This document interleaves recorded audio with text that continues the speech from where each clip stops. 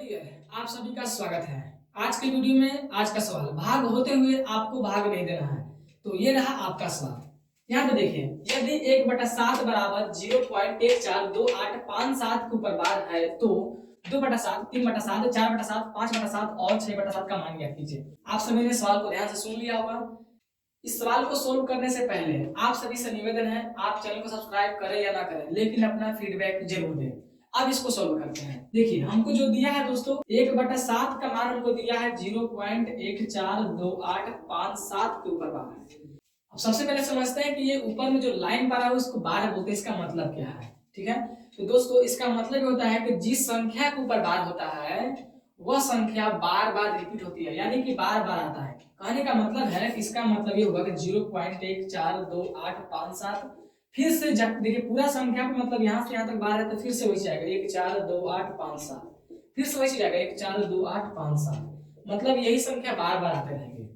अब समझते हैं, ये समझ लिए। अब उसके बाद समझिए कि हम 0.142857 क्यों पढ़ रहे हैं। इसको ऐसे क्यों नहीं पढ़ रहे हैं 1,42,857, इसको हम ऐसे क्यों नहीं पढ़ रहे हैं? दोस्तों दशमलव का रूल है कि दशमलव के बाद की संख्या को हम केवल एक एक अंक पढ़ते हैं। यदि पूरा संख्या अगर एक बार में पढ़े तो हमारा गलत पढ़ाता है। कहने का मतलब है यदि हम 1,42,857 पढ़ते हैं तो गलत पढ़ाएगा। इसलिए दशमलव का रूल क्या है? दशमलव का रूल होता है कि हम दशमलव के बाद एक एक संख्या पढ़ सकते हैं, यानी कि 142,857 ऐसे पढ़ सकते हैं। अब इसको सोल्व करते हैं। ये हमको दिया हुआ था, थोड़ा सा कॉन्सेप्ट जान लिए हम लोग। अब इसको सोल्व करते हैं। देखिए, हमको जो मान बोला है 2/7, इसको दो तरीका से बना सकते हैं। कैसे? देखिए, या तो 7 से 2 में भाग दे दीजिए, 7 से 3 भाग दीजिए, 7 से 4 में, 7 से 5 में, 7 से 6 में भाग दीजिए, तो इसका आंसर आ जाएगा। ठीक है, लेकिन हमको यहाँ साफ बोल दिया है कि किसी में भाग नहीं देना है, यानी कि किसी में भाग हमको देना ही नहीं है।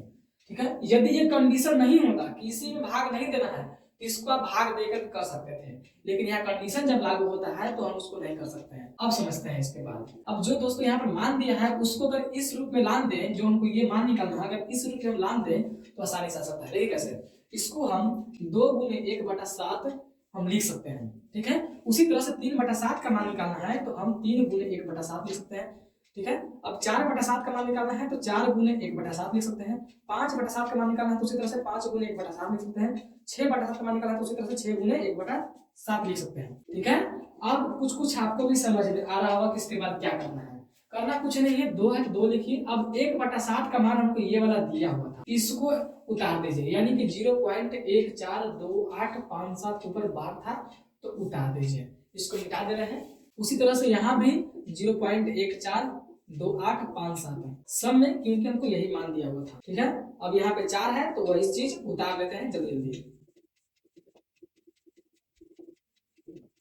हमने उतार लिया। अब इसको कुछ करना है नहीं, कुछ हिंट आपको मालूम चल रहा होगा। अब इसको कुछ मत कीजिए, गुना कर दीजिए, और जैसे ऊपर बार है तो वैसे आप बार उतार दीजिए। सिंपल। यहाँ पर देखिए, अगर 2 से गुना करते हैं 7 में तो हमारा हो जाएगा 2 7 14, 2 से करेंगे 5 में तो 2 5 10, 1 11, 2 8 16, 1 17, 2 2 4 1 5, 2 चौके 8 और 2 1 2 और 0 पॉइंट हमारा हो गया। इसके ऊपर बार है तो बार कर दीजिए। उसी तरह से इसको भी मतलब कर सकते हैं। आप 3 से गुना कर दिए तो 3 7 हमारे हो गया 21, 3 5 15, 15 2 17, 3 8 24, 24 1 25 हमारा हो गया 2 हासिल, 3 6 2 8, 3 चौके 12, 1 हासिल, 3 1 3 और 1 4 हमारा हो गया यहाँ पर, और 0 पॉइंट है तो यहाँ पे कर दीजिए। इसी तरह से जल्दी जल्दी हम गुना कर लेते हैं। तो